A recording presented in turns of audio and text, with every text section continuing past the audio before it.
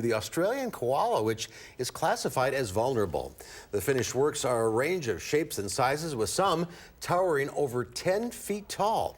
The artists are an all-women team of 10 Polish sculptures, and they say working with sand is a delicate task. The sculptors hope that the message of their temporary structures will linger even after the sand sculptures themselves have been washed away. They're using a special glue to sort of hold them together that will...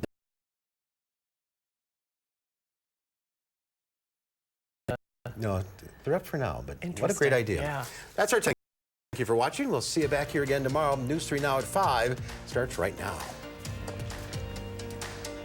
Right now at 5, cleanup is underway in downtown Madison after the 2 substation explosions last week. How it'll affect travel on Main Street. A new proposal at the state capitol aims to provide funding for spinal cord research. We'll explain. From the Channel3000.com Alert Center, this is News 3 Now at 5. And thanks for staying with News 3 Now. Right now, crews are working to extract insulating fluid and water after last week's explosion at the MG&E substation on Madison's Near East Side. The company in charge of that cleanup says the block of East Main Street along that site may be closed for 2 months. Our Danica Lewis is live at Breese-Stevens Field, where parking is already a valuable commodity. Danica? That certainly is right, Susan and Eric, and it is for events like this one right here. The sun just came out on bodega nights. It's a beautiful night for this, so they're expecting a decent crowd, but during a soccer match here, there can be thousands of fans that fill these stands. I wouldn't be able to be standing here right now, to be honest.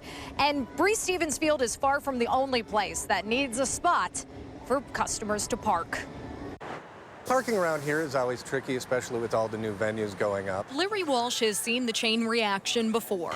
If parking's not open somewhere close by, the Brass Rings lunch crowd can get pushed out of their normal spots. You're just hoping that your customers have a chance to, be able to get to you. So when he heard about the block of East Main Street shutting down to clean up after last Friday's explosion. We never like losing any parking, that's for sure. And that loss could last 2 months. That's 14 concerts at the Sylvie and about 13 big events at Breese-Stevens Field. Sometimes, like Saturday, there's a show and games simultaneously and potentially 7,000 people looking for a place to park. We actually think parking is getting better. You heard him right. Vern Stenman of Big Top Events, the company that runs things at Breese-Stevens, says even on their busiest nights, the new garage over on Livingston isn't even half full. The loss of East Main Street for just 1 block, I think it's probably in the neighborhood of 30 spots or so out of a plan that has about 2,000. Big Top lays out those spots in a parking plan that's sent to ticket holders before the event. Stenman says those 2,000 spaces are all within 4 blocks of the stadium. We actually have more spots secured for use for events here at Breese-Stevens Field than we have at Warner Park. They're just in weird spots, kind of off the beaten track. And while fewer 2-hour spaces could have a much bigger impact at Brass Ring. The worst that's going to happen is we're going to lose a block. For them to repair it correctly, that's not a big deal. American Transmission Company is the company responsible for cleaning up at the substation site, and they're saying they are working as quickly and safely as possible to get everything in good working order and get East Main reopened. They're hoping to have a more definitive timeline set up pretty soon, but until then, guys, we should expect that 2-month deadline and maybe prepare a bit of a game plan before coming to this area. Yeah, always a good idea. Danica Lewis live at Breese-Stevens Field. Danica, thanks. Search continues in Clinton County, Missouri for 2 missing cattle company owners, still with no answers about where they are. No one has seen or heard from 35-year-old Nick Diemel and his 24-year-old brother Justin since Sunday. Monday, authorities found a truck the brothers had rented in Missouri in a commuter parking lot. Right now, there's no word on what they found in that truck or what led them to the property in Clinton County, Missouri. A cousin of the brothers says he didn't see any red flags when he last spoke with them on Friday. Nick with his children, he's a phenomenal father. The rest of our family, we're all very, very close family, and we're trying to get them as much information at home as we can. WDAF-TV in Kansas City is reporting that the property where the search is taking place is connected to a man named Joey Nelson. Nelson has a conviction for selling cattle that did not belong to him in the past and spent 2 years in a federal penitentiary. A Milwaukee man has pleaded not guilty to charges that he killed a 3-year-old girl in what police say was a road rage shooting. 39-year-old Antonio Bratcher entered his plea today to charges including first-degree reckless homicide.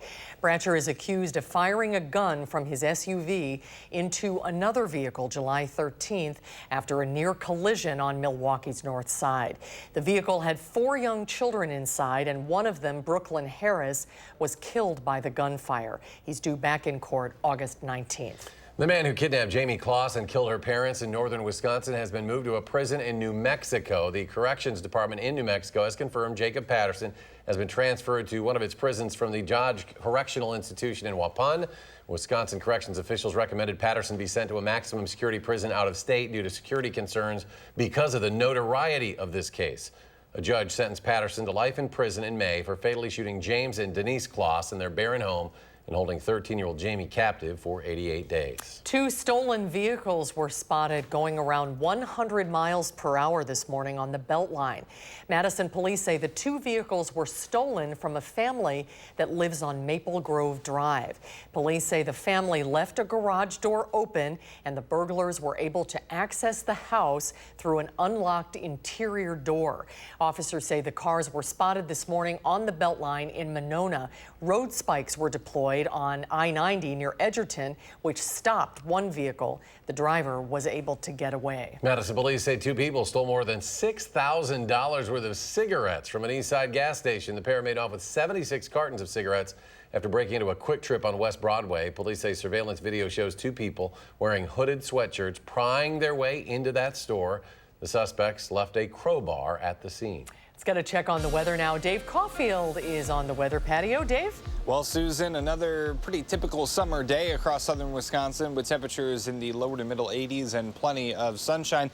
High-resolution Dopplers still showing that batch of showers moving across portions of south central Minnesota into north central Iowa. I don't expect this to get very far into southern Wisconsin, but there is a chance maybe of a few sprinkles closer to southwestern Wisconsin later on tonight.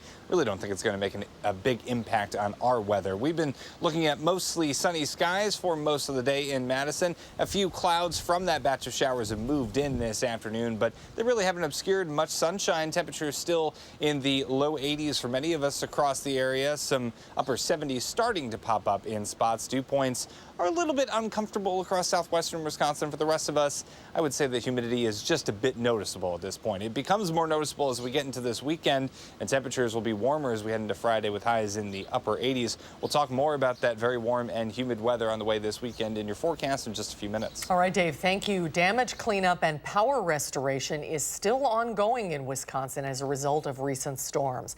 A report from the Wisconsin Department of Military Affairs pegs preliminary damage at $1.9 million, but many counties have not yet reported to the state. The State Emergency Operations Center says about 16,000 customers remain without power, while service has been restored to 273,000 across the state. The National Weather Service now says there were 16 tornadoes that touched down in Wisconsin between July 18th and 20th. More than 10,000 people in Wisconsin are living with a spinal impairment injury. Yeah, that may seem like a small number compared to the whole state population, but it comes with a hefty price tag for the state. Jamie Perez reveals how there is hope for a cure for those suffering with paralysis. About 2 years ago, Maxwell Raymer's life changed in an instant. A diving accident paralyzed him from the chest down when he was 18. It was originally 1 week before I went off to college. Now 20 years old, he lives his life unable to do most things without someone else's help. It's changed my life in every single way I can possibly imagine. Most of them are for the negative. He can't change his clothes or shower on his own anymore. He said it's affected literally everything. I can't really hang out with my friends as much as I want to. It's hard to even just go about and do stuff in the community because a lot of businesses aren't wheelchair accessible. Change is on the horizon at the Wisconsin State Capitol. This group of hopefuls, just like Maxwell, is eager for a new bill to pass. Fighting to make people's lives better across the country. Representative Jimmy Anderson is proposing a bill that would create a $10 million grant program for spinal injury research in hopes to one day cure paralysis. I hope that all of my colleagues in the Assembly and the Senate and the governor get behind this this great movement to cure paralysis. Maxwell is hopeful the bill passes. If I were able to pinch these two fingers together, I would be able to drive myself. I'd be able to grocery shop by myself.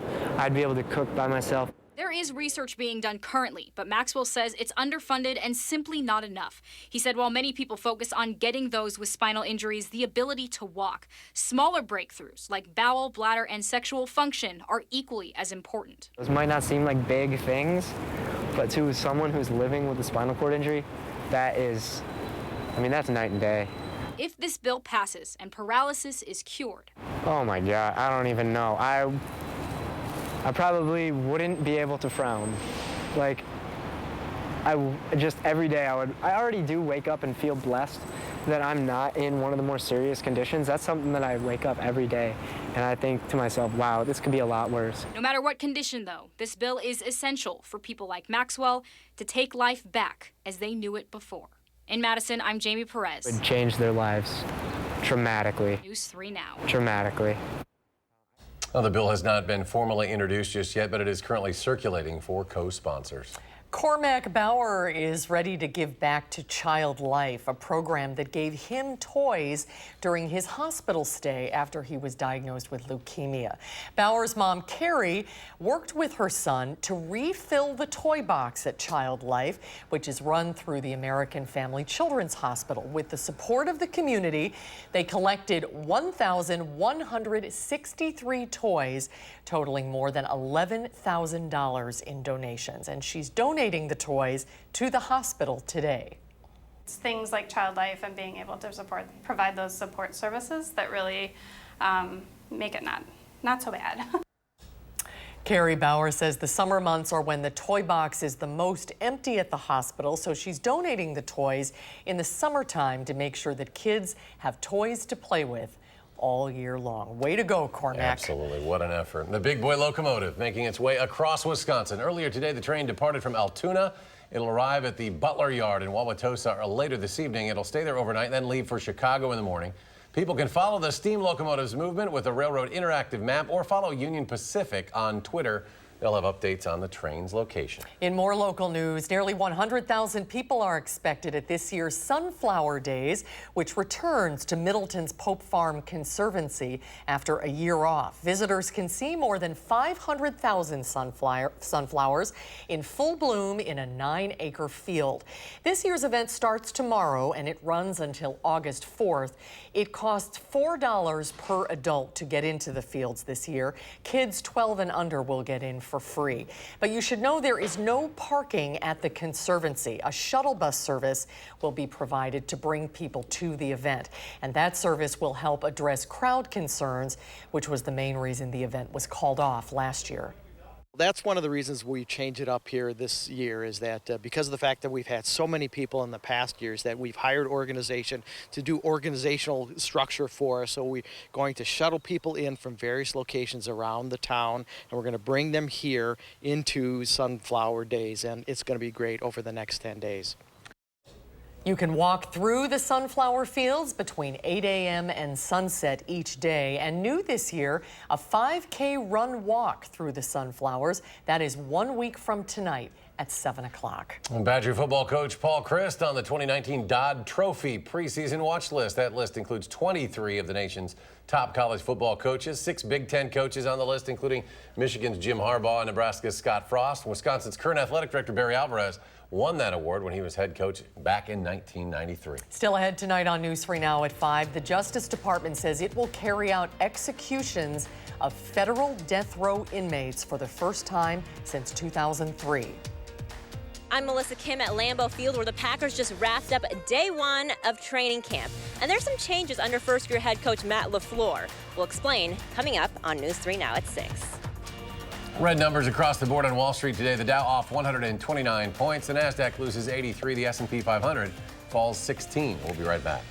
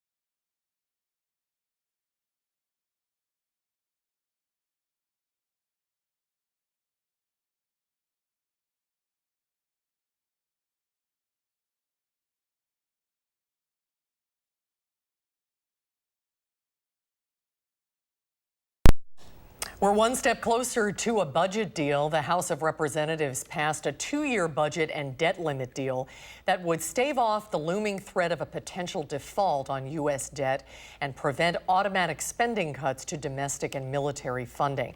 The bill now goes to the Senate, and if passed, it will head to President Trump's desk. Department of Justice says it will resume executing federal death row prisoners starting this December after a self-imposed moratorium on the practice. In a statement, Attorney General William Barr said, quote, "The Justice Department upholds the rule of law, and we owe it to the victims and their families to carry forward the sentence imposed by our justice system." Only 3 inmates in the federal system have been put to death since federal executions were reinstated in 1988. Now, the last federal execution took place in 2003. Robert Dunham of the Death Penalty Information Center says a legal protocol must be in place in order for the executions to take place, and that could take months, and public support for the death penalty is waning.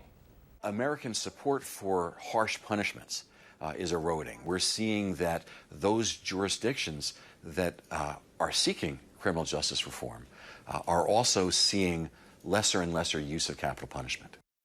Now, according to the Death Penalty Information Center, there are 62 federal inmates currently on death row, including Boston Marathon bomber Dzhokhar Tsarnaev and Charleston church shooter Dylan Roof. Let's get to the weather now. It's another nice summer evening out there. Dave Caulfield is watching the forecast. Dave? Well, Susan, you said it best yourself. It's pretty classic, this weather that we have. It's what we would expect for the end of July, and August right around the corner. The weather looking pretty similar into next week as well, but it does look a little bit more humid, a little bit warmer as we head into this weekend. More on that in just a little bit. We've been looking at mostly sunny skies for most of this Thursday. The exception comes across southwestern Wisconsin. We can see a batch of clouds. This is a disturbance just to the west of us across portions of Minnesota and Iowa. We've been looking at it most of the day, and it really hasn't impressed us all that much, but we still are seeing some light showers moving through portions of southern Minnesota and northern Iowa. It is weakening as it gets closer to the Mississippi River Valley, and a lot of times when systems get to that neck of the woods, they really start to weaken quickly, so I don't expect much of an impact for southern Wisconsin with this rain. That being said, a few sprinkles not out of the question for southwestern Wisconsin as we head into later portions of tonight. Madison on the Edgewater Skycam, we'll take the sunshine. Thank you very much. It looks fantastic right now on Lake Mendota on the Edgewater Skycam. 83 degrees the high today, so just a little bit above normal for this time of year, but our low temperature also above normal for this time of year. So our temperatures for July have actually been above normal for much of the month. Our monthly temperature departure so far, 4 degrees above where we should be. So if the month ended today, it would actually be the 12th warmest July in Madison history, but that's not how calendars work. That's not how time works. We will be getting a little bit warmer into this weekend, so we theoretically could jump a little bit farther up that list over the next couple of days. So temperatures right now in the low 80s. Basically everywhere you look, a little bit cooler as we get closer to La Crosse and cooler to that rain-cooled air in Iowa. We're in the upper 70s in Decorah. Now, dew points are pretty comfortable. We've noticed a little bit of an increase in that humidity, and so that steady increase in humidity is going to continue into this weekend. 60 in Madison, that's a little bit noticeable. 66 in Mineral Point, that's a little bit more noticeable. So that's when things start to get a little bit more uncomfortable, when dew points are in the mid to upper 60s. High temperatures, as I mentioned, in the upper 80s, so getting a little bit warmer this weekend. We'll be near 90 on Sunday before some thunderstorms are possible later in the day on Sunday. So I think our best chance for seeing showers and storms will rise late on Sunday and sticks around for Monday. Other than that, though, temperatures will be pretty typical for this time of year, and the weather will be pretty typical as well. So not really any major headlines popping up, at least on our horizons anytime soon. Temperatures in the 60s tonight, so comfortable overnight. Once again, partly cloudy. That's been nice to be dealing with the more comfortable weather during the nighttime hours, but a little bit more uncomfortable as we get into tomorrow. Temperatures in the upper 80s. I almost said upper 70s. Wishful thinking, Dave. We are looking at temperatures decreasing through the 70s tonight, and we'll be in the low 60s as we get into Friday. So our latest forecast models have tried tried to pick up on a little bit of light shower activity across southwestern Wisconsin overnight. Not really putting much credence into that just yet because it won't affect many of us and really not looking like that major of a deal. Upper 80s for temperatures on Friday. Could be feeling like the low 90s at times, especially as we head into Sunday. Our feels like temperatures could get back into the 90s in spots like Madison, Janesville, and Monroe. So your 7 to 10 day forecast, looking at the rain chances increasing as we head into Sunday and Monday. Then as we head into the middle of next week, looking a little bit more comfortable. Temperatures a little bit cooler as well in the low 80s with partly sunny skies before we enter the month of August on a bit of a stormy note, at least right now. Here is your first alert traffic update. Taking a live look at Mineral Point Road and the Beltline. No major incidents to report in that area. And also the accident from Sun Prairie looks like it has been cleared, although there still may be some residual delays on 151 just past County Road N. As we get a little bit closer to the Beltline, we're noticing those normal delays and some hefty delays in spots as well. 9 minutes right now westbound John Nolan to Verona Road, so that's running a little bit slow, and 32 minutes, so over a half an hour from eastbound University Ave to the interstate with an average speed right around 30 miles per hour. And that is your first alert traffic update. All right, Dave, thanks. Ahead on News 3 Now at 5, Congress is questioning the co-founder of a popular vaping product. We'll explain after a short break.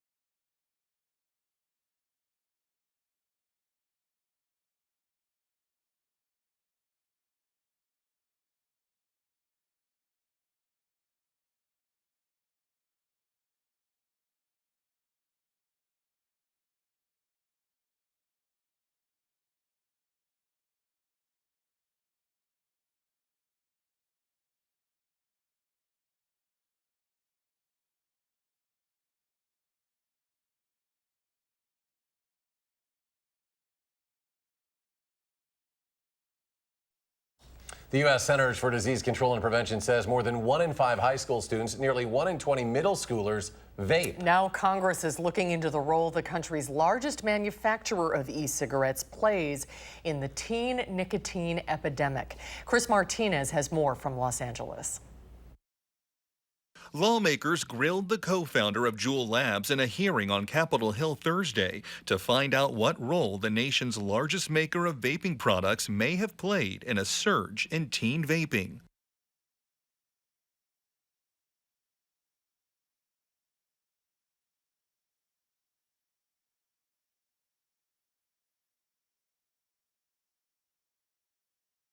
$3.6 million teenagers use e-cigarettes, according to the FDA, making them the most commonly used tobacco product among young people in the U.S.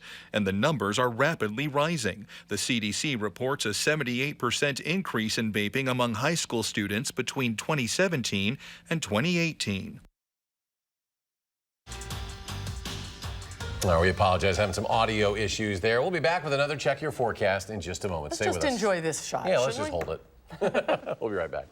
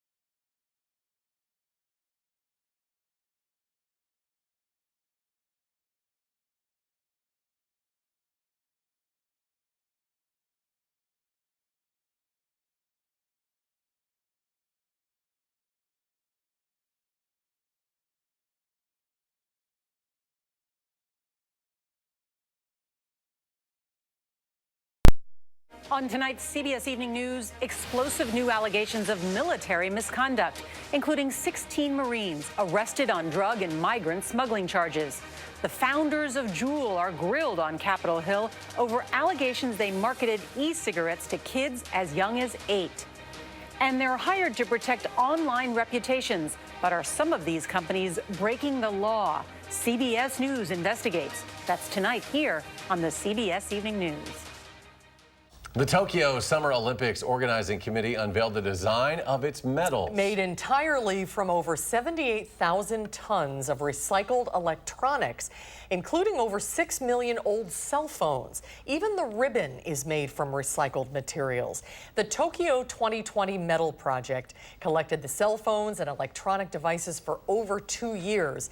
The 2020 Summer Olympic Games will take place from July 24th to August 9th next summer. That's right. Meteorologist Dave Caulfield joining us once again. Final check of the forecast. Yeah, less than a year away now. 364 days till the Olympics. We had a pretty much a gold medal forecast today. Temperatures will be falling through the 70s into the 60s. A little bit warmer and more humid tomorrow, though. All right, we'll be back with more updates in 30 minutes. The CBS Evening News with Nora O'Donnell's next.